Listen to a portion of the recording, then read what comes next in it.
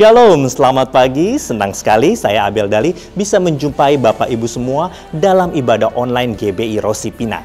Dan seperti biasa, sebelum Anda memulai untuk beribadah secara online, saya akan membawakan sejumlah informasi.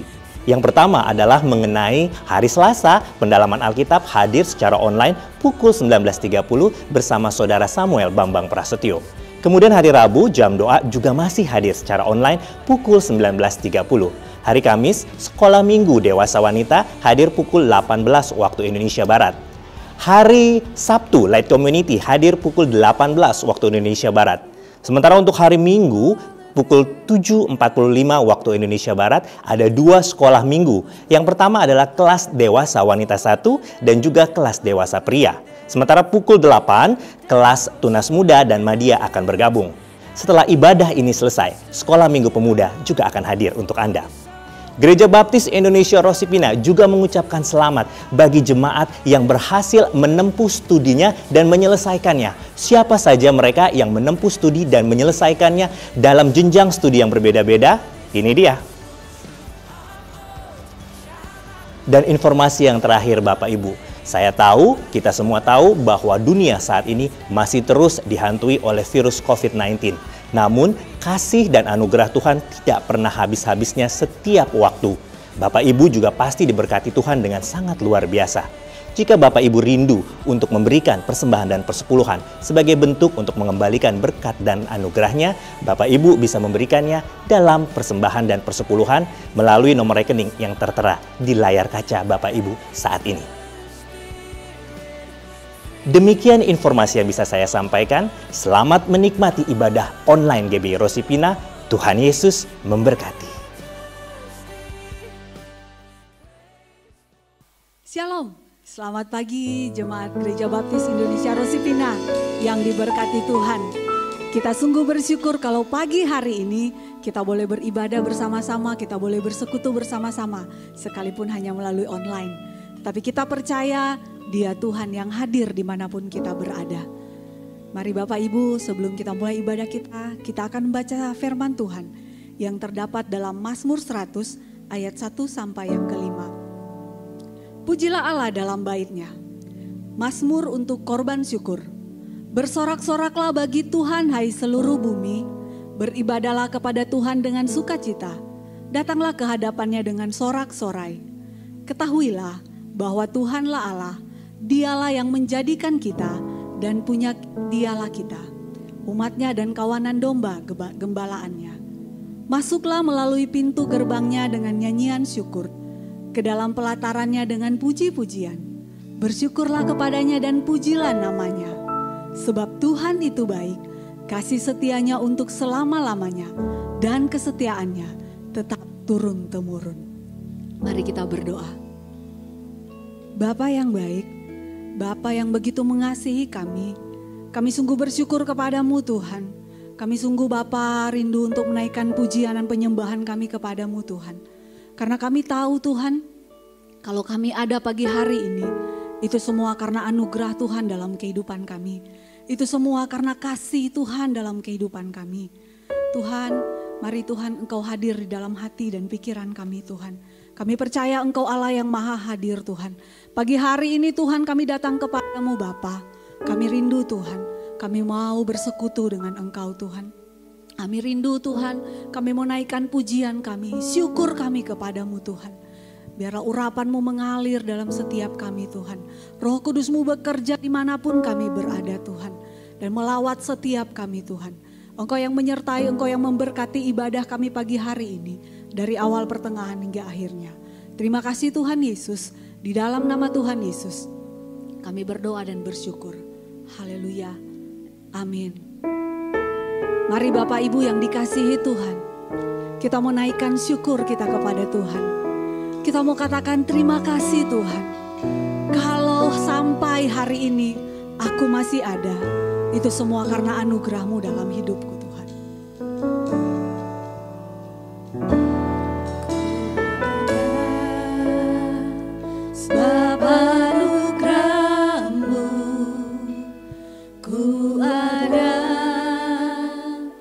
Karena kasih-Mu Tuhan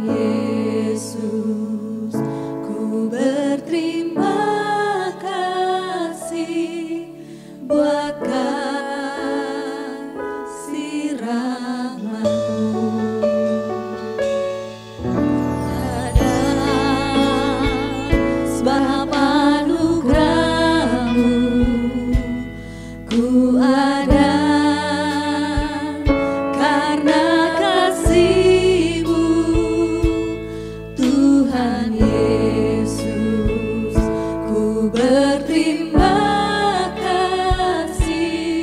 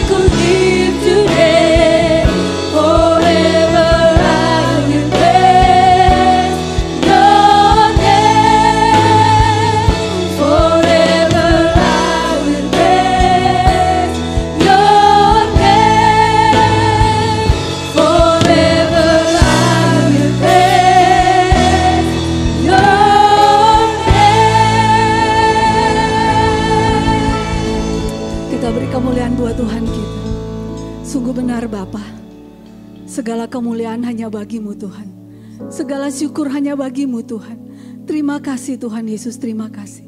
Lebih lagi kami mau memuji Engkau Tuhan. Engkau layakkan setiap kami dalam nama Tuhan Yesus. Haleluya. Amin. Haleluya. Kita sungguh bersyukur kepada Tuhan. Karena bukan hanya saja Dia menyerahkan hidupnya begitu mengasihi kita. Tetapi lebih daripada itu, Dia memberikan kita kuasa untuk menjadi pemenang. Mari Bapak Ibu, Saudara sekalian, jika tidak keberatan saya undang untuk bangkit berdiri. Kita mau memuji Tuhan. Kita mau katakan, ku diberi kuasa. Haleluya.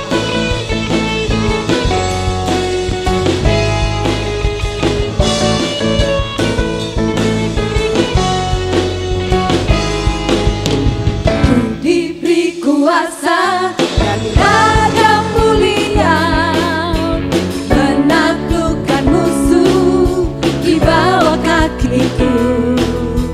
Ku pakai kuasa dari Raja Mulia. Bila Allah ada bersamaku, siapa jadi lawanku? Sungguh besar Kau Tuhanku, Engkau perisai hidupku. Ku berdiri dengan iman dalam Yesus Tuhan. Kau yang memberi kemenangan, ku bersorak merayakan. Terpujilah Engkau Raja segala raja. Haleluya. Terpujilah Engkau Raja di atas segala raja. Terima kasih Tuhan, kami diberi kuasa untuk menjadi pemenang. Diberi kuasa dari Raja Mulia, menaklukkan musuh di bawah kakiku. Ku pakai kuasa dari Raja Mulia. Bila Allah ada bersamaku, siapa jadi lawanku? Sungguh besar Kau Tuhanku, Engkau perisai hidupku. Ku berdiri dengan iman dalam Yesus Tuhan. Kau yang memberi kemenangan, ku bersorak merayakan. Terpujilah Engkau Raja segala raja. Sungguh besar Kau Tuhan, Kau Tuhanku, Engkau perisai hidupku. Ku berdiri dengan iman dalam Yesus Tuhan. Kau yang memberi kemenangan, ku bersorak merayakan. Terpujilah Engkau Raja segala raja. terpujilah Engkau. Terpujilah Engkau Raja segala raja. Terpujilah Engkau Raja segala raja. Haleluya. Engkaulah pengharapan kami Tuhan. Kami mungkin tidak bisa melihat, tetapi dengan iman kami yakin kami punya pengharapan di dalam Tuhan.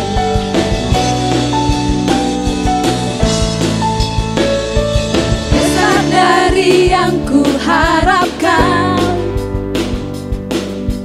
bukti dari segala yang tak kulihat.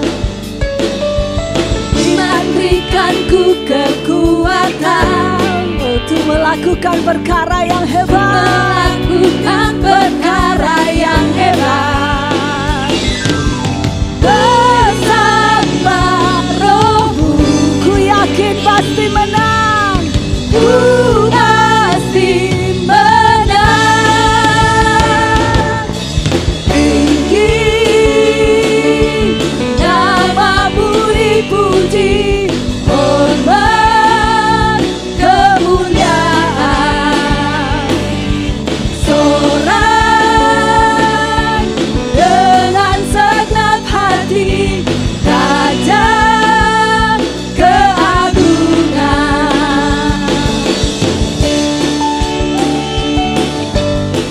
Haleluya. Amin Tuhan, Kau tak biarkan pencobaan melebihi batas kemampuan kami.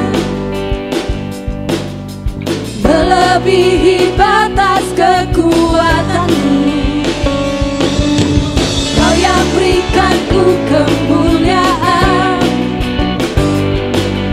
semakin serupa dengan gambaranmu. Betapa rohmu, ku pasti menang. Tinggi namamu dipuji, hormat kemuliaan. Sorak dengan segenap hati, Raja keagungan. Tinggi namamu dipuji, hormat kemuliaan. Marilah bersorak. Dengan segenap hati, Raja keagungan. Tinggi namamu dipuji, hormat kemuliaan. Sorak dengan segenap hati, Raja keagungan. Raja keagungan. Raja keagungan. Haleluya. Beri kemuliaan yang meriah buat Tuhan kita Yesus Kristus. Haleluya. Haleluya. Haleluya.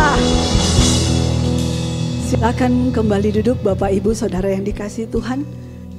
Sungguh luar biasa Tuhan kita. Sungguh dahsyat Tuhan kita. Dan kita sungguh bangga punya Allah yang seperti Dia. Saatnya kita mau belajar tentang kebenaran firman Tuhan. Mari Bapak Ibu, kita mau dengar firman Tuhan. Firman Tuhan yang menjadi kekuatan dalam kehidupan kita. Firman Tuhan yang menguatkan kita, meneguhkan kita. Melewati hari demi hari dalam kehidupan kita. Sehingga kita dapat berkata, dengan sayap-Mu Tuhan, aku dapat terbang tinggi.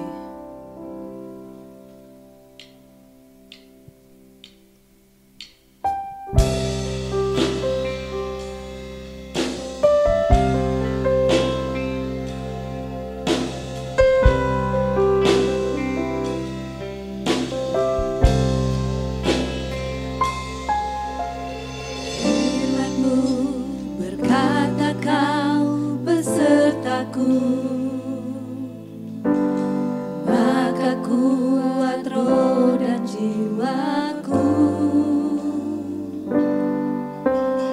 Tangan-Mu Tuhan selalu ku nantikan, di setiap langkahku percaya. Firman-Mu berkata Kau besertaku, maka kuat roh dan jiwaku. Tangan-Mu Tuhan selalu ku nantikan, di setiap langkahku percaya. Dengan sayap-Mu ku akan terbang tinggi, di tengah badai hidup ku tak menyerah. Kau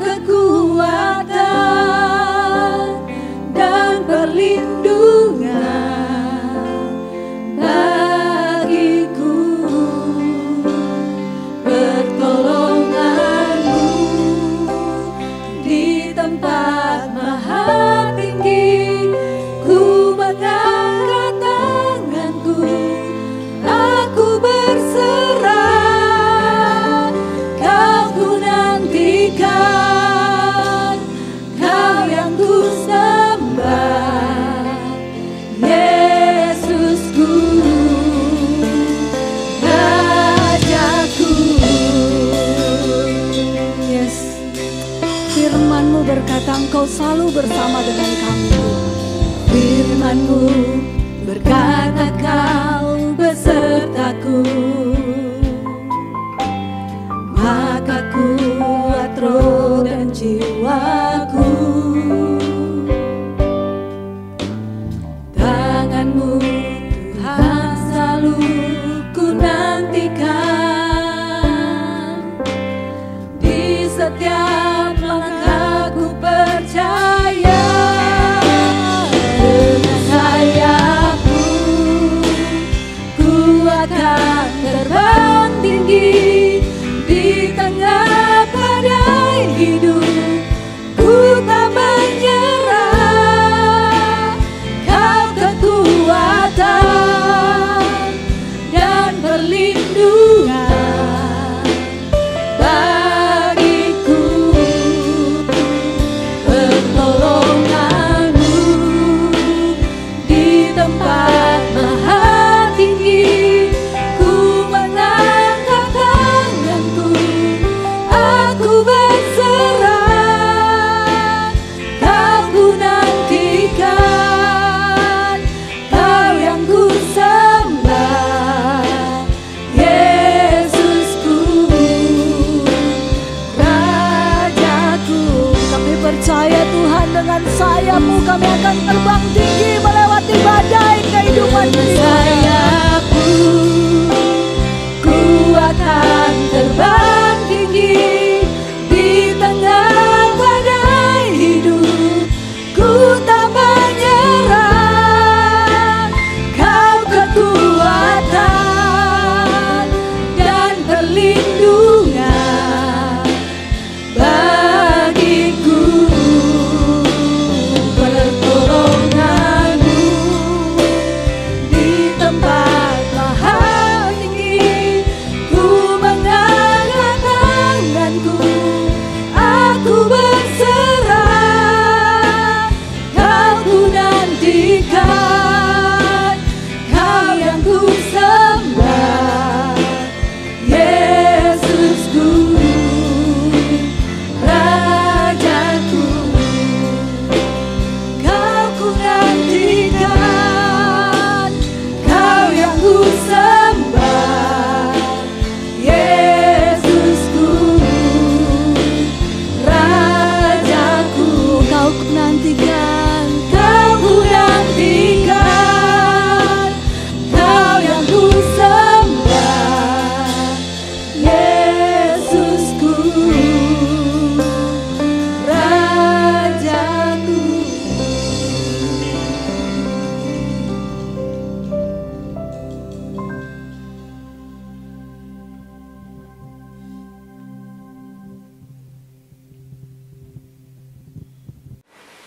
Shalom saudara-saudara, selamat beribadah dalam nama Tuhan Yesus Kristus. Sebelum itu, mari kita akan berdoa bersama-sama. Tuhan, sebentar kami akan mendengarkan firman-Mu, dan saya percaya urapan-Mu ada di tengah-tengah kami, di hati kami, untuk menjelaskan lebih lanjut, lebih dalam tentang firman yang kami akan bahas hari ini, khususnya mengenai iman. Kami percaya Tuhan akan memberkati kami lebih daripada apa yang kami duga. Terima kasih Tuhan, dalam nama Yesus, amin. Nah, hari ini saudara, tema yang diketengahkan di tengah-tengah kita adalah mengenai iman, saudara. Nah, berbicara mengenai iman, itu di Alkitab sangat luas sekali. Bahkan dari kitab Kejadian sampai kitab Wahyu pun, semua harus didasarkan dengan iman.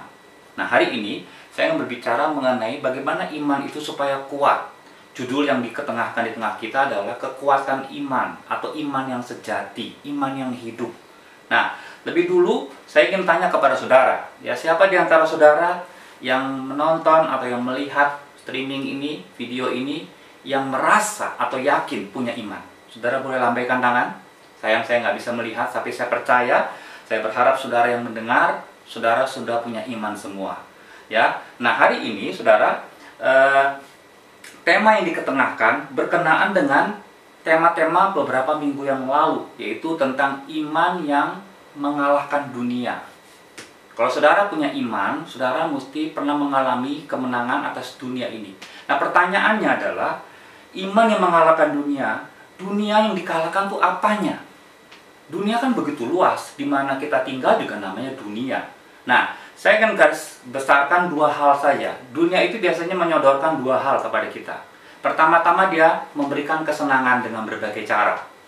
Misalnya disodorkan atau ditawarkan mendapatkan uang dengan berbagai cara, dengan menghalalkan semua cara. Itu bagi saya godaan, ya. Atau ada juga dunia ini, karena memang kita tinggal bukan di sorga, bukan di Taman Firdaus, kita di dunia yang sudah rusak ini. Sorga tidak kita nggak bisa merasakan di sini, tapi dunia itu biasanya memberikan kesulitan kepada kita. Nah, dua hal ini saja, godaan atau cobaan. Ini yang kita akan bahas menit-menit ke depan untuk kita bisa menang atas semua hal ini. Nah, sebelumnya, saudara, saya ingin berbicara mengenai satu jenis iman, karena di Alkitab ada banyak jenis iman. Ya, kalau saudara bisa melihat dengan teliti di Alkitab, iman tidak hanya satu jenis. Iman itu berbagai ukuran, berbagai level, dan berbagai nama. Ya, nah misalnya saya ingin kasih tahu kepada saudara, Rasul Paulus, saudara kenal Rasul Paulus yang menulis banyak surat ya di dalam kitab Perjanjian Baru. Rasul Paulus banyak menginjili orang non-Yahudi. Memang dia didesain oleh Tuhan, disetting oleh Tuhan, dipanggil oleh Tuhan untuk bisa menyelamatkan orang-orang non-Yahudi. Ya, apa yang dia lakukan? Dia menginjili kemana-mana. Dia buka pos PI, dia buka gereja di mana-mana. Dia banyak mengumandangkan atau dia banyak mentengahkan satu tema iman yang namanya iman yang menyelamatkan. Karena apa? Karena banyak yang belum selamat di dalam Tuhan, yang dinamakan dengan salvation faith. Di dalam kitab Roma, dia banyak mengupas begitu dalam sekali tentang iman ini. Sampai Martin Luther dia mengatakan hanya imanlah yang bisa menyelamatkan kita. Nah, itu namanya jenis iman yang menyelamatkan. Beda dengan rasul yang namanya Rasul Yohanes. Rasul yang dikatakan dijuluki dalam kitab sebagai rasul yang dikasihi oleh Tuhan. Nah, karena dia mengalami kasih yang luar biasa dari Tuhan, dialah satu-satunya rasul menurut saya yang berhasil menjelaskan bagaimana hubungan umat dengan Tuhannya yang digambarkan dengan baik sekali seperti pokok anggur. Ya, 3 surat terakhir yang dia tulis, saudara, itu banyak juga berkenaan dengan yang namanya buah iman, yang namanya kasih. Nah, sekarang kita mau bahas, dan ayat tema yang diusung di kita adalah diambil dari kitab Yakobus. Menarik tentang Yakobus, saudara-saudaranya Tuhan Yesus ini. Dia menulis surat kitab Yakobus bukan untuk orang-orang yang baru percaya kepada Tuhan Yesus, ya. Bukan orang-orang yang baru bertobat, bukan orang-orang yang baru dibaptis. Ya, ini Yakobus adalah seorang gembala sidang, beda dengan Rasul Paulus. Dia seorang gembala sidang yang harus mendewasakan, membina sidang yang ada di Yerusalem. Saudara bisa bayangkan, ketika Yerusalem baru dirintis pertama-tama di Kisah Rasul pasal yang kedua, setidaknya ada 3.000 orang jemaat mula-mula. Ketika Yakobus itu dia mengembalakan sidang, terjadi peralihan kepemimpinan di Yerusalem, pastilah sudah puluhan ribu jemaatnya. Dan ini satu beban yang cukup berat bagi Yakobus. Itulah sebabnya kitab Yakobus adalah khusus untuk pembinaan, pengembalaan orang-orang Kristen yang mau naik level di dalam kekristenannya. Nah, kitab Yakobus ini mengetengahkan banyak mengenai iman yang kadang-kadang disalah tafsirkan oleh kebanyakan orang yang dinamakan sebagai iman yang menyelamatkan. Bukan. Bahkan Martin Luther, seorang reformator juga, dia mengatakan kitab Yakobus lebih baik kita singkirkan saja karena ini berbeda temanya. Ini bukan perlu disingkirkan, tapi perlu dijelaskan lebih dalam lagi. Karena ini adalah surat penggembalaan. Nah, tema hari ini, tadi saya sudah katakan, adalah kekuatan iman atau iman yang hidup atau iman yang sejati. Nah, saya pernah satu kali saudara meliput satu artis, saudara. Ya, saya tidak sebutkan nama artis karena saya punya majalah praise, majalah musik. Artis ini punya suara yang cukup bagus. Nah, dia membuat satu album sebagai ucapan syukur dia atas kesembuhan yang dialami. Dia pernah sakit kanker katanya, kepalanya, rambutnya sudah botak, kemudian rambutnya sudah cukup bagus, orangnya cantik sekali. Lalu dia membuat satu album dan dia suaranya bagus sekali. Setelah itu saya dengar dia diundang oleh persekutuan dan gereja-gereja di Jakarta ini. Cukup banyak sekali yang mengundang dia. Terjadi KKR di mana-mana dia ada, dia kesaksian begitu semangat. 6-7 bulan kemudian, saya dengar dari staf saya, orang ini, saudara, artis ini, katanya agak kecewa dengan Tuhan. Saya bilang, kenapa? Karena dia sakitnya kambuh lagi, Pak.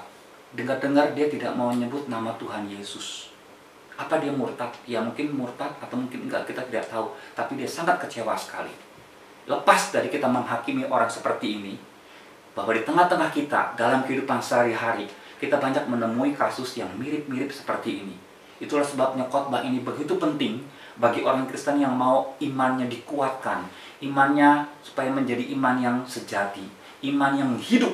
Nah, hari ini saudara, kita akan buka dalam kitab Yakobus pasal 1, saudara, ayat yang kedua dan yang ketiga. Iman yang sejati itu, atau iman yang hidup itu, iman yang kuat itu harus melalui suatu ujian. Dikatakan dalam kitab Yakobus pasal 1, ayat yang kedua dan yang ketiga, saudara-saudaraku, anggaplah sebagai suatu kebahagiaan apabila kamu jatuh ke dalam berbagai-bagai pencobaan. Ayat 3, sebab kamu tahu bahwa ujian terhadap imanmu itu menghasilkan ketekunan. Nah, ayat 3 menandaskan kepada kita syarat supaya saudara punya iman yang sejati, syarat supaya saudara punya kekuatan iman yang kuat adalah harus melalui suatu ujian. Nah, diuji sama apa? Ayat 2 memberitahukan kepada kita, diuji dengan berbagai-bagai pencobaan. Nah, saya lebih dulu menjelaskan tentang arti pencobaan atau apa jenis pencobaan. Ya, saya akan ringkas di Alkitab, saudara, ada banyak pencobaan yang disodorkan, dipaparkan, dijelaskan. Tapi saya akan ringkas pencobaan sebenarnya dibagi menjadi dua macam, saudara. Ya, pertama-tama saya katakan namanya pencobaan yang enak dan pencobaan yang tidak enak. Nah, pencobaan yang enak ini namanya juga pencobaan enak, berarti pencobaan ini rasanya enak, bukannya tidak enak. Misalnya, saudara, tadi saya sudah katakan di awal khotbah saya, ada orang disodorkan uang dengan berbagai cara. Yudas Iskariot disodorkan seperti ini. Enak gak dapat uang banyak? Enak secara daging, tapi dengan berbagai cara. Orang ini dikategorikan sebagai orang yang jatuh dalam Tuhan. Ada orang yang mau mendapatkan jabatan dengan berbagai cara juga.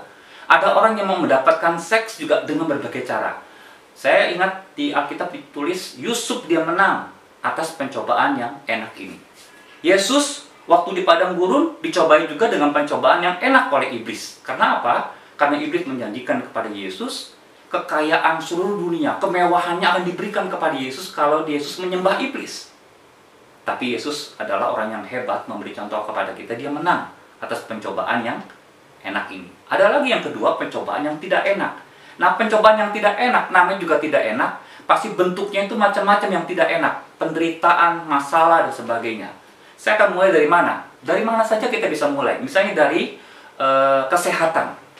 Saya lihat ada orang-orang tertentu, saudara, di hidup ini, dia sudah makan makanan yang organik, sudah bersih, sebelum makan dia cuci tangan lebih dulu, bahkan dia sudah berdoa lebih dulu, masih juga sakit, bahkan banyak yang meninggal gara-gara makanan.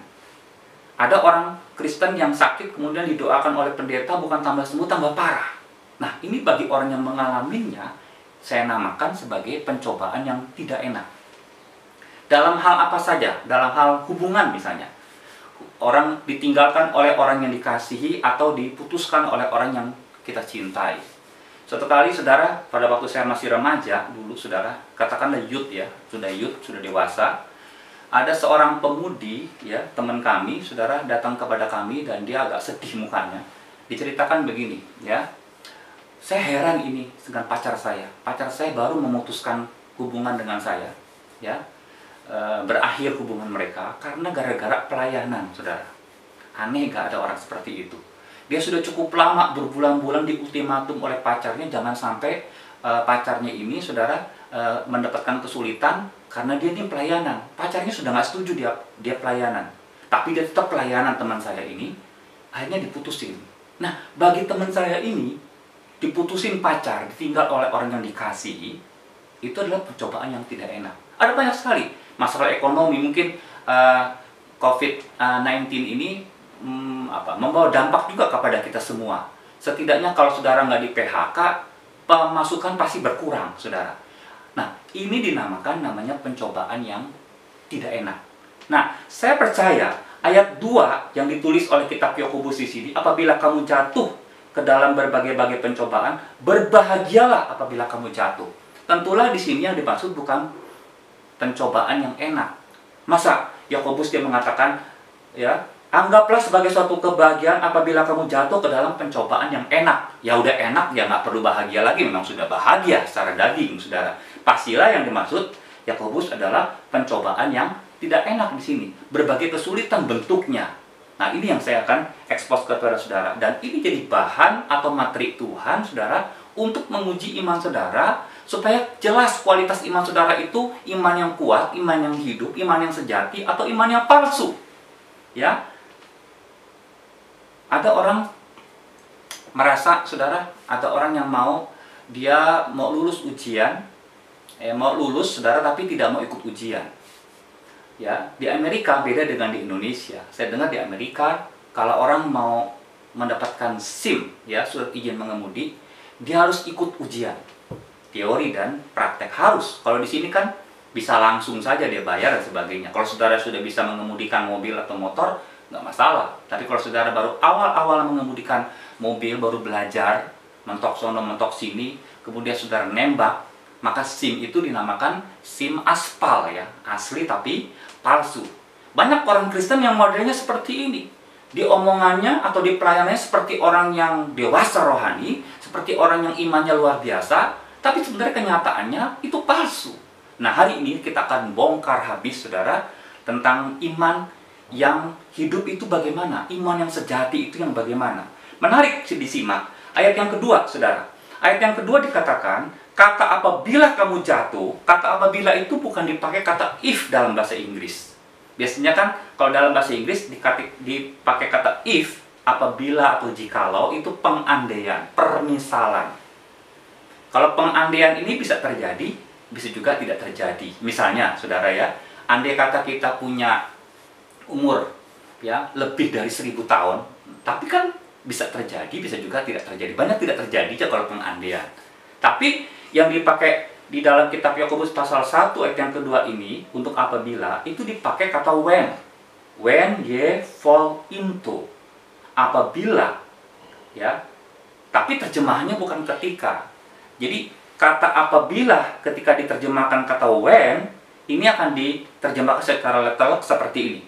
Saudara-saudaraku, anggaplah sebagai suatu kebahagiaan manakala atau kapanpun kamu jatuh ke dalam berbagai-bagai pencobaan. Artinya soal waktu saja. Kapanpun. Kata kamu jatuh, memang pencobaan ini kita tidak cari. Seperti yang Yesus ajarkan, jauhkanlah aku dari pencobaan. Tapi ini kan sebenarnya pencobaan tiba-tiba datang aja kepada kita. Kadang-kadang bukan hanya 1, 2. Bertubi-tubi datang kepada kita. Ingat, ketika datang pencobaan, Tuhan sedang menyediakan waktu bagi saudara dan saya untuk diuji imannya. Karena dia memberi kesempatan kepada kita untuk naik level, bertambah ukuran iman kita. Puji nama Tuhan. Mungkin di antara saudara yang berkata begini, kalau soal waktu ujian itu, kalau soal waktu pencobaan dan masalah, maka saya nggak mau jadi orang Kristen. Ini masalahnya, saudara, bukan hanya jadi orang Kristen dan tidak. Kita memang sudah hidup, ya, di dunia yang dinamakan Alkitab, di mana manusia jatuh dalam dosa. Adanya penderitaan, sakit, kematian nggak bisa kita singkirkan, saudara. Nanti di sorga tidak ada hal-hal yang saya sebutkan tadi. Kita masih hidup di dunia. Saudara nggak jadi Kristen pun, saudara kan juga mengalami berbagai kesulitan. Hanya bedanya Kristen dan yang bukan Kristen adalah di Kristen, saudara, ketemu atau diberitahu masalah itu harus keluarnya bagaimana, solusinya bagaimana. Nah, hari ini yang kita akan kupas. Nah, hal yang kedua, saudara, mengenai ujian. Ketika orang ujian, pasti tujuannya ada 2. Ya.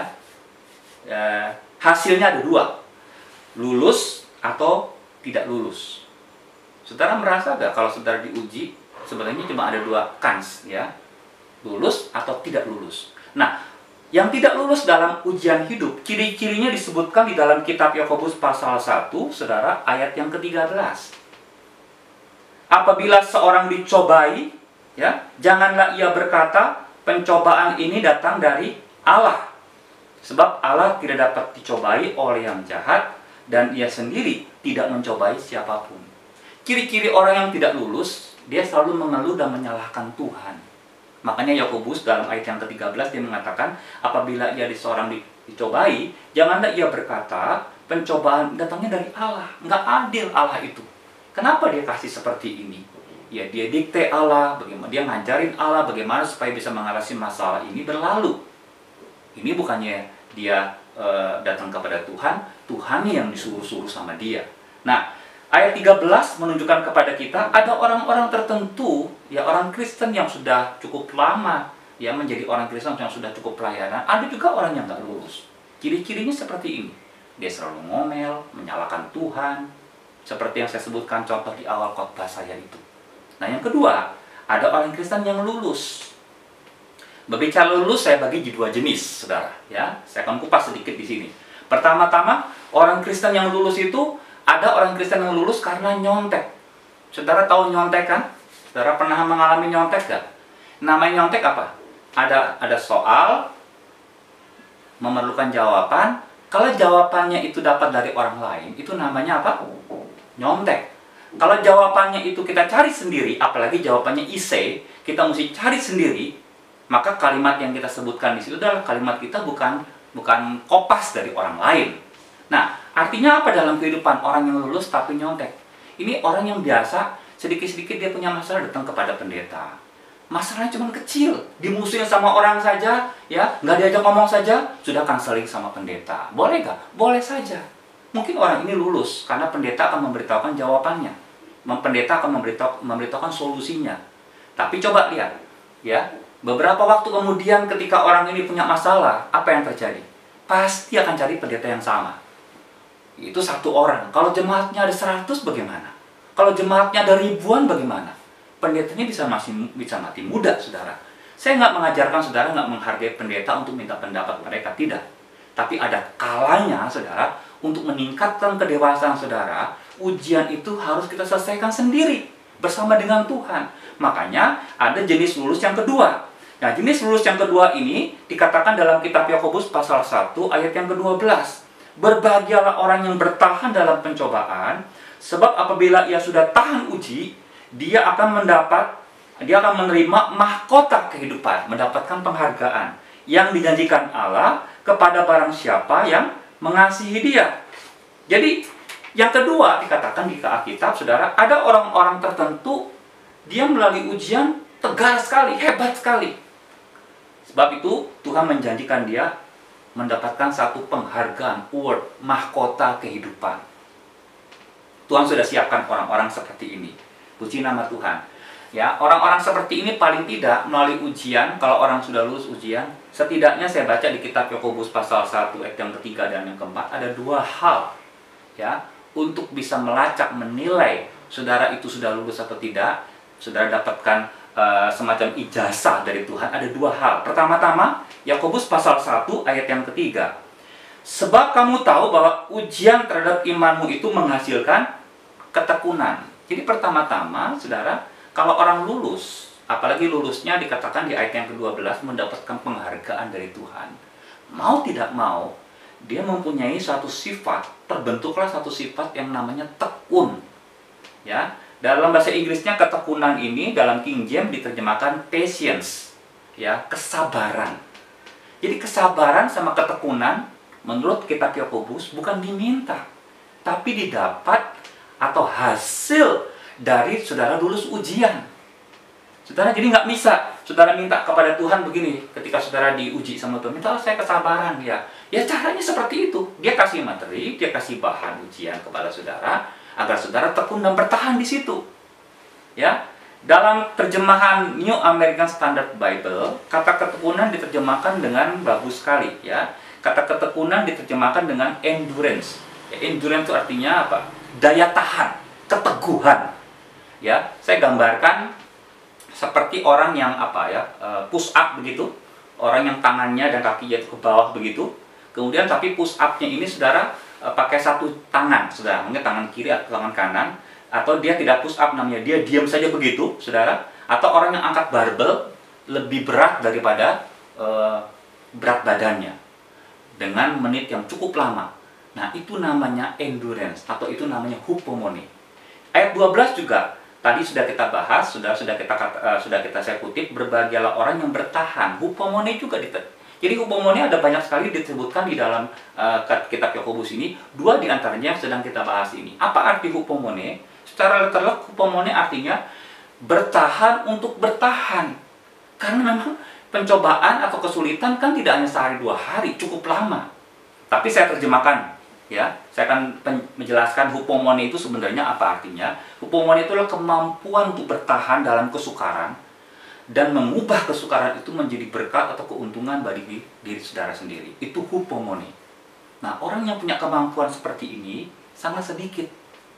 Ya, pertama-tama kalau dia mampu, dia akan bisa bertahan. Nah, kita namakan orang itu, wah kamu sabar ya. Padahal dia sudah luar biasa habis-habisan mengalami pencobaan itu. Yang kedua, yang Alkitab tulis dalam ayat yang keempat, Yakobus pasal 1 ini, yang kita dapat melalui cobaan, ujian itu adalah, dan biarkanlah ketekunan itu memperoleh buah yang matang, supaya kamu menjadi sempurna dan utuh, dan tak kekurangan suatu apapun. Dan yang kedua, yang kita dapat, kalau kita lulus dalam ujian hidup ini adalah, selain ketekunan, yang kedua itu penyempurnaan hidup. Kita tahulah semua, masing-masing kita punya kelemahan. Nah, bagaimana cara Tuhan menyelesaikan kelemahan dan kekurangan kita? Ya melalui ujian itu. Ya, dikatakan tadi tak kekurangan suatu apapun. Kita mungkin masih banyak yang kurang kasih, kurang baik, ya, kurang sopan dan sebagainya. Dibersihkannya melalui apa? Melalui ujian itu. Tidak ada cara lain, tidak ada proses lain selain ini. Dikatakan dalam ayat yang keempat, menyempurnakan itu artinya menyucikan kita. Nah, saya baca di dalam kitab Yakobus, ya, pasal 1, saudara, misalnya ayat yang ke-14 sampai dengan yang ke-15.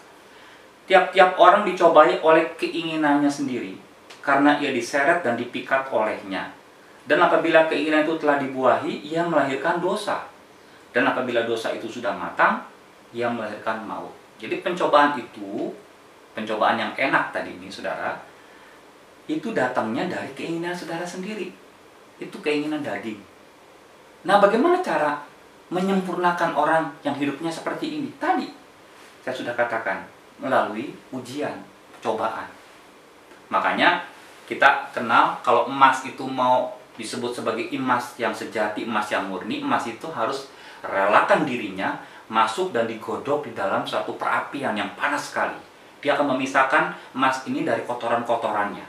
Waktu keluar emas ini, saudara, dari perapian itu, maka emas ini menjadi emas yang murni, ya, emas yang betul-betul tidak ada kekurangan lagi.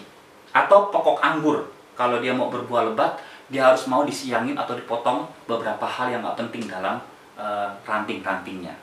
Nah, puji nama Tuhan.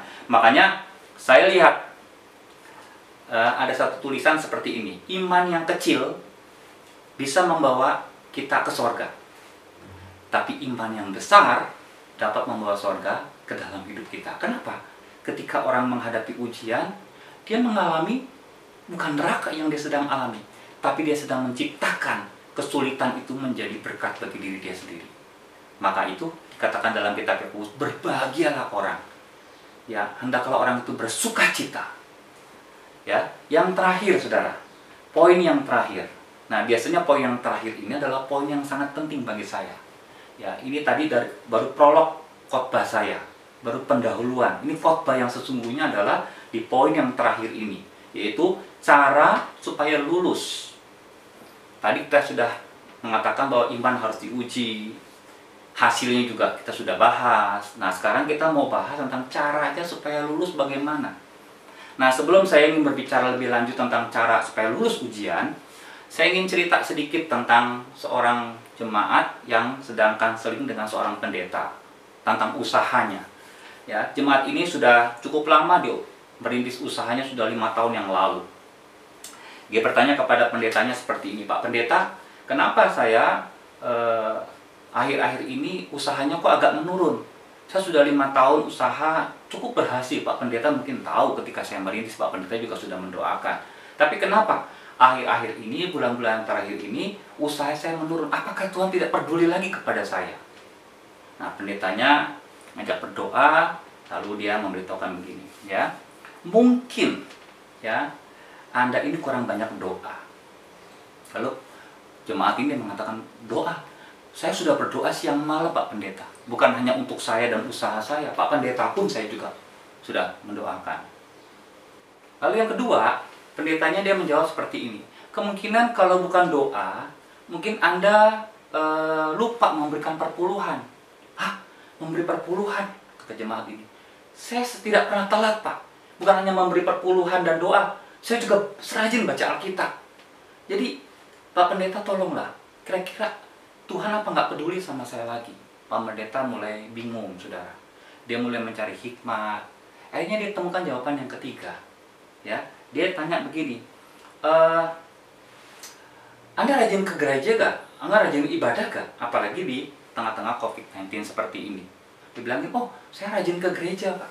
Bukan hanya gereja Bapak doang, gereja tempat-tempat lainmu saya kunjungin. Bahkan setiap kali ada streaming, saya selalu menonton. Saya selalu melihat, saya terlibat di dalamnya. Jadi Bapak nggak usah sanksikan saya lagi, saya orang cinta Tuhan Pak. Pendetanya mulai kehabisan jawaban, saudara.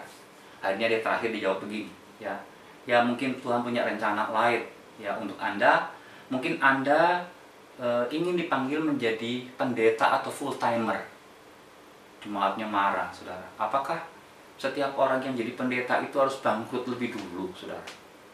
Ya, jadi saya lihat di sini pendeta kadang-kadang juga kehabisan akal untuk memberikan nasihat kepada jemaatnya, karena masalah itu begitu pelik sekali, saudara. Pendetanya terus berkata begini, udah ya Pak, sudah ya Pak, saya ingin memberitahukan kepada yang lain atau saya ingin kanseling yang lain lagi, karena jemaat lain sudah menunggu saya. Nah, ini sedikit cerita ekstrim, saudara, yang terjadi di kalangan antara jemaat dan pendetanya ketika punya masalah. Nah, itulah sebabnya cara supaya lulus tidak harus seperti nyontek seperti itu yang saya katakan tadi.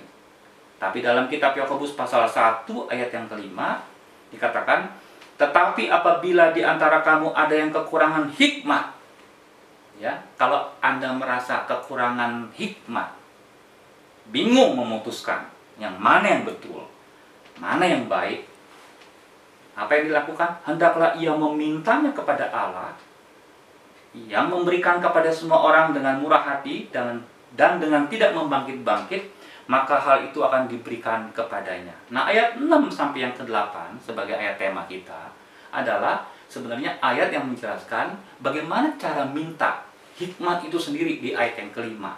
Ayat yang ke-6 dikatakan, hendaklah ia memintanya. Meminta apa? Meminta hikmat untuk bisa menemukan jalan keluar atas masalah kita. Hendaklah ia memintanya dalam iman dan sama sekali jangan bimbang. Sebab orang yang bimbang sama dengan gelombang laut yang diombang-ambingkan kian kemari oleh angin. Orang yang demikian janganlah mengira bahwa ia akan menerima sesuatu dari Tuhan, sebab orang yang mendua hati tidak akan tenang dalam hidupnya. Saudara, terus terang, kalau kita punya masalah dan segala rasio sudah kita pakai untuk menyelesaikan masalah kita, kadang-kadang kalau kita minta pendeta, satu pendeta atau satu orang yang kita anggap rohani minta nasihat, ya, yang kita tidak cocok dengan nasihatnya, kita berpindah lagi kepada orang yang kedua, maka nasihatnya kemungkinan bisa berbeda. Kepada orang yang ketiga, nasihatnya juga berbeda lagi, ya. Semakin banyak kita minta nasihat, semakin banyak solusi yang ditawarkan, semakin kita menjadi orang yang bingung. Dikatakan di sini seperti gelombang atau seperti orang yang diombang-ambingkan. Mana yang benar nih? Solusi yang paling bagus adalah kita minta hikmat. Ya, perhatikan, waktu kita menghadapi masalah, Tuhan tidak hanya mengajarkan kita supaya kita menyingkirkan masalahnya. Ya, Dia menganjurkan kepada kita dalam kitab Yakobus pasal 1 ayat yang kelima agar kita yang kekurangan hikmat minta apa? Minta hikmat. Bisa orang sakit minta sembuh, bisa gak? Bisa. Minta yang pailit diberkati, bisa. Minta yang hubungan kurang bagus diberkati juga bisa. Apa saja bisa.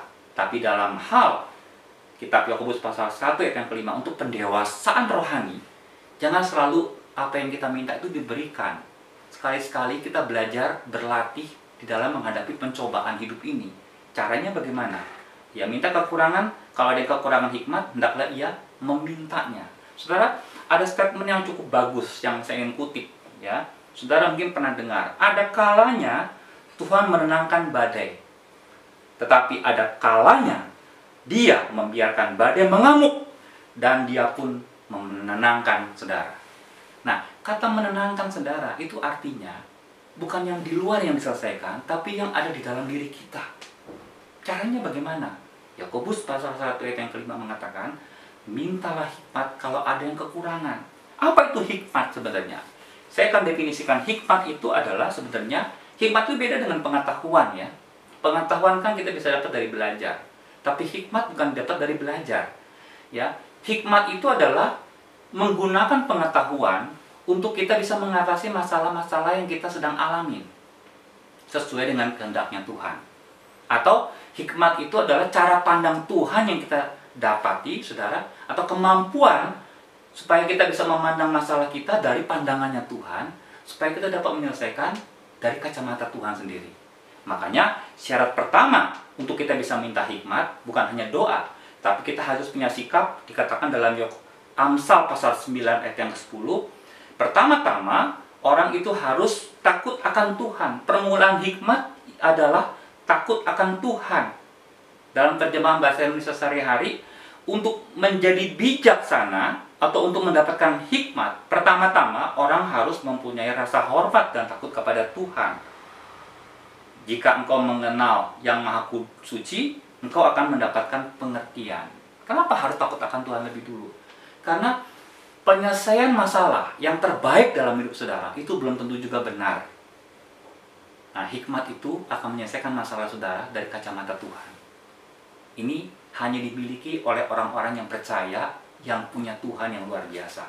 Saudara dan saya punya kans untuk bisa menang atas pencobaan karena kita punya Allah yang luar biasa. Apalagi dia berjanji dalam kitab Yakobus, barang siapa yang minta, dia akan diberikan, dikabulkan. Dia tidak membangkit-bangkitkan karena itu kebutuhan kita pada saat kita dicobai. Saudara, saya ingin memberikan beberapa contoh ya supaya real dalam hidup kita. Saya ingin memberi contoh misalnya siapa ya? Dalam Perjanjian Lama misalnya Yusuf. Yusuf adalah satu orang yang saya lihat kisahnya sungguh menyedihkan. Dia tidak salah apa-apa, lantaran dia sangat dicintai oleh papanya, saudara, dia dimusuhi atau saudara-saudaranya iri hati, kemudian dimusuhi oleh saudara-saudaranya. Kemudian dia dijual. Bahkan pertama-tama banyak mengusulkan dia dibunuh saja, dibuang ke sumur, nggak jadi, saudara. Lalu dia dijual ke orang Arab. Lalu dia sampai di Mesir, ya. Saudara juga tidak mau tahu apakah dia mati, apakah dia disiksa, tidak mau tahu. Yang penting dia dihilangkan dari keluarganya itu. Ini kan bukannya acting, saudara. Ini benar-benaran terjadi dan ini benar-benaran ekspresi kebencian saudara-saudaranya. Tapi apa yang terjadi? Ya, 13 tahun kemudian ketika Yusuf ketemu dengan saudara-saudaranya, apa yang dikatakan oleh Yusuf? Ya, Kejadian pasal 50 ayat yang ke-20, ini hikmat. Dikatakan begini, memang kamu semua ini, kakak-kakaknya, telah merekak-rekakkan, merencanakan yang jahat terhadap aku. Tetapi Allah telah merekak-rekakannya untuk kebaikan, dengan maksud melakukan seperti yang terjadi sekarang ini, yakni memelihara hidup suatu bangsa yang besar. Kalau Yusuf nggak punya hikmat, nggak mungkin dia berpikiran seperti ini. Pikiran yang normal adalah kalau orang dimusuhin, apalagi orang dijual, dilupakan, pasti kepahitan, saudara, membalas dendam. Saya percaya statement Yusuf ini bukan dikeluarkan atau bukan didapat pada waktu saudaranya datang. Ini sudah berbulan-bulan, bertahun-tahun lamanya dia sudah bergumul. Dan dia sudah putuskan diri dia mendapat hikmat. Saya percaya Tuhan punya maksud yang baik. Walaupun dia belum pernah baca Roma 8:28, tapi isinya kurang lebih sama. Apa yang kamu reka-rekakan yang jahat terhadap aku, Tuhan sudah mereka-rekakan yang baik. Dan apa yang terjadi ketika Yusuf lulus dalam ujian karakter ini, pengampunan ini, dia naik level. Tuhan izinkan dia menjadi orang nomor 1 di Firaun setelah Firaun itu sendiri. Dia menjadi Perdana Menteri. Dan karena dia ada di situ, saudara, apa yang terjadi? 7 tahun lamanya ketika terjadi paceklik global dunia, Mesir dan bangsa Israel khususnya, saudara yang datang ke situ dalam bentuk saudara-saudaranya, diselamatkan. Ini salah satu manfaat hikmat ketika dia menyelesaikan masalah. Yang kedua, saya kasih contoh tentang Paulus. Karena Paulus banyak kita bicarakan tentang orang yang banyak pelayanan sekali. Dan banyak cara-cara yang dia sudah buat. Paulus, waktu dia masuk ke Efesus, saudara, dia punya satu tempat training untuk mentraining orang di situ selama 2 tahun. Dan apa yang terjadi? Di kitab Kisah Para Rasul pasal 19 dikatakan selama dia mentraining itu, seluruh Asia kecil pada waktu itu dapat mendengar firman Tuhan. Dia bisa memenangkan Asia kecil dalam waktu yang singkat sekali. Kenapa? Ada banyak hal yang dia lakukan. Nah, di antaranya ayat 12 Kisah Rasul pasal 19 dikatakan, ada orang yang sakit, ada orang yang kerasukan setan datang kepada dia mungkin sedang repot. Dia berkata begini, saya punya sapu tangan. Ya, saya punya sapu tangan di sini ya. Nah, sapu tangannya seperti inilah. Ya, sapu tangannya ini, saudara, atau satu lap selendangnya ini, saudara, dia doakan lebih dulu, diurapi lebih dulu. Terus dia berkata kepada orang yang datang, coba kamu kasih sapu tangan ini kepada orang yang sakit. Tumpangkan tangan. Ya, tumpangkan sapu tangan ini kepada orang yang sakit. Dan apa yang terjadi? Kisah Rasul pasal yang 19 ayat yang ke-12 mengatakan, orang sakit sembuh. Dia nggak perlu datang, dia hanya perlu mengirimkan sapu tangan. Tapi yang kedua, saya lihat kepada anak didiknya yang namanya Timotius, ketika Timotius dia mengeluh sakit pencernaan, saudara, sakit perut, ya, lambungnya.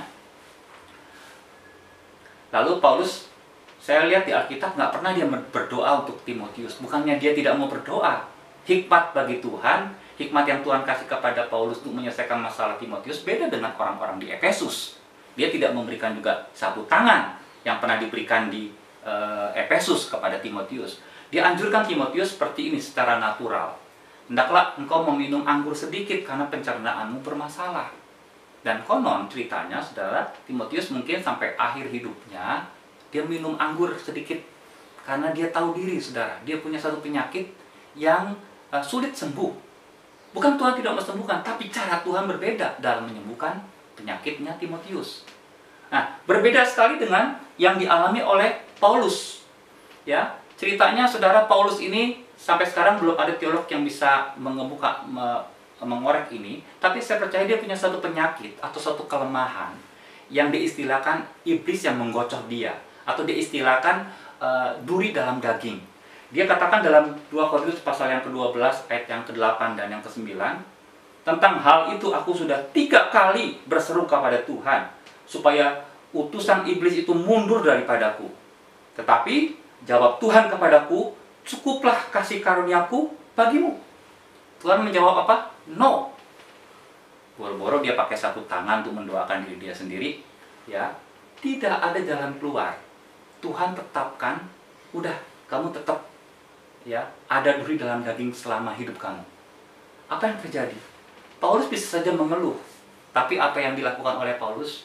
Dia berdoa kepada Tuhan minta hikmat. Nah, hikmat ini berfungsi di sini. Kemampuan untuk bisa melihat masalah dari kacamata Tuhan dan menyelesaikan sesuai dengan apa maunya. Kemudian dikeluarkan statement di Korintus, apa yang dikatakan, saudara? Justru dalam kelemahanlah aku menjadi orang yang kuat. Puji nama Tuhan. Aku diizinkan seperti ini supaya aku tidak bermegah. Karena dia orang hebat, saudara. Tuhan kirimkan seperti itu untuk kepentingan, keselamatan, kebaikan Paulus sendiri. Jadi tiap-tiap orang berbeda sekali. Tidak harus, saudara, kalau sakit sembuh. Kadang-kadang Tuhan mau berbicara banyak melalui penyakit saudara. Tidak harus saudara punya masalah, disingkirkan masalah saudara. Tuhan ingin berbicara banyak melalui masalah saudara, agar iman saudara menjadi iman yang dewasa, iman yang sejati, iman yang hidup. Nah, di akhir khotbah saya, saudara, saya ingin mengutip dari seorang misionari. Seorang misionari dia tulis satu buku, saudara, ketika dia menggambarkan masalah itu seperti gunung, dia katakan seperti ini. Ya, kalau saya ketemu dengan satu gunung dalam hidup saya, dalam perjalanan saya menjadi seorang misionari, maka jika Tuhan tidak izinkan dan tidak ngomong apa-apa supaya saya memindahkan gunung ini ke tempat yang lain untuk saya bisa berjalan di jalan yang Tuhan tetapkan, maka apa yang dilakukan? Maka saya akan mencari cara, ya, mencari jalan ke atas gunung ini. Barangkali ada jalan yang sudah pernah ditapaki sama orang, ya, untuk melewati gunung ini. Tapi setelah saya mencari berhari-hari tidak ketemu dengan jalan di gunung ini, maka kalau perlu gunung ini saya akan gali, saya akan buat jalan baru, saya akan lobangi gunung ini, saya akan bongkar gunung ini, saya akan belah gunung ini, sehingga saya mendapatkan jalan yang baru melewati gunung ini. Saudara, apa artinya? Saya ingin katakan di akhir khotbah saya, sudah saatnya orang Kristen tidak hanya nyaman di iman yang memindahkan gunung. Kalau saudara punya masalah tiba-tiba, ya, saudara berdoa kepada Tuhan supaya saudara disingkirkan masalah. Tidak hanya seperti itu penyelesaiannya. Ya, level berikutnya adalah agar saudara punya hikmat, agar saudara punya ketabahan, kesabaran, penyempurnaan hidup. Saudara harus melalui satu iman yang luar biasa. Ya, dikatakan memang iman yang memindahkan gunung itu besarnya sebesar biji sawi kecil. Saya katakan iman yang kecil. Sudah waktunya orang Kristen harus berpindah dari iman yang memindahkan gunung kepada iman yang membelah gunung. Saya percaya hari-hari terakhir ini Tuhan akan melawat kita. Dia akan membantu kita menjadi orang-orang Kristen yang naik level di atas orang-orang Kristen yang biasa saja. Mari sama-sama kita berdoa, saudara. Tuhan, terima kasih untuk kesempatan kami boleh mendengar, bisa melihat macam apa yang kami miliki tentang iman itu. Terima kasih untuk kesempatan kami boleh melalui berbagai cobaan masalah yang menyempurnakan iman kami, yang membuat iman kami berkualitas. Terima kasih Tuhan untuk segala sesuatu yang Kau izinkan dalam hidup kami. Kami percaya kekuatan iman kami berasal daripada Tuhan saja. Dan kami percaya kami akan didewasakan, bukan karena kami menjadi orang yang tercipta dewasa, tapi kami melalui proses oleh Tuhan menjadi orang yang dewasa, matang di hadapan Tuhan. Terpujilah nama Tuhan, dalam nama Tuhan Yesus Kristus. Amin.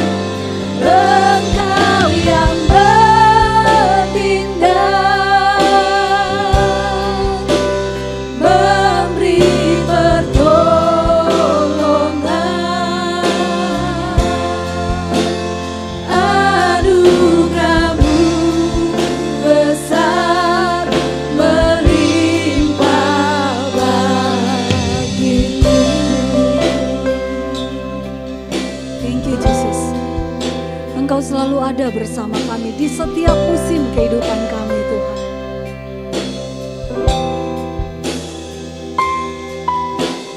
Engkau ada bersamaku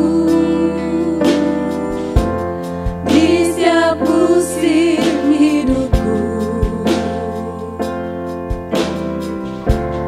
Tak pernah Kau biarkan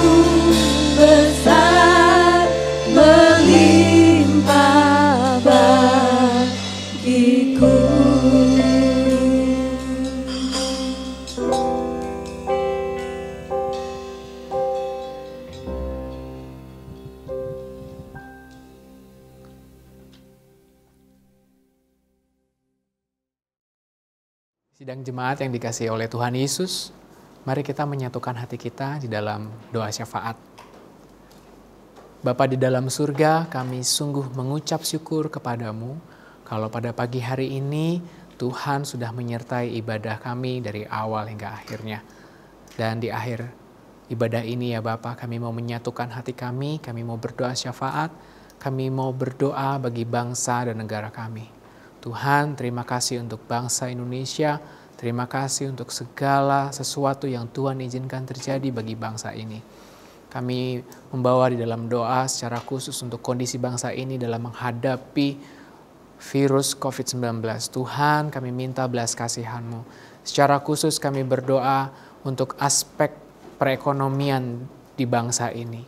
Tuhan, kami tahu ketika bangsa ini sebagian besar melakukan PSBB, rangka perekonomian pun sedikit tersendat. Biarlah ya Bapa, di dalam situasi seperti ini kami berdoa agar Tuhan sendiri menolong secara khusus sektor perekonomian di bangsa ini.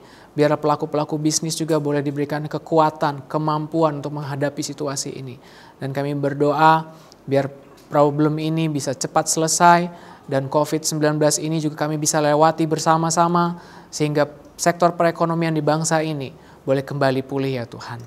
Terima kasih, kami berdoa untuk semua masyarakat Indonesia dimanapun mereka berada yang menghadapi COVID-19. Biar Tuhan sendiri menjamah mereka, memberikan pencerahan, membukakan mata hati mereka untuk mereka melihat akan pentingnya untuk bisa menjaga jarak. Dan Tuhan tolong untuk kami semua, anak-anak-Mu juga mengambil bagian di dalam protokol kesehatan yang sudah ditetapkan oleh pemerintah. Terima kasih Bapa, kami berdoa agar protokol yang diberlakukan ini menolong kami semua untuk tidak terkontaminasi oleh COVID-19. Kami berdoa ya Bapa untuk setiap pasien-pasien COVID dimanapun mereka berada, bagi keluarga mereka kami berdoa agar Tuhan memberikan kekuatan, kesehatan lebih lagi untuk mereka bisa melalui situasi yang sangat sulit ini ya Tuhan.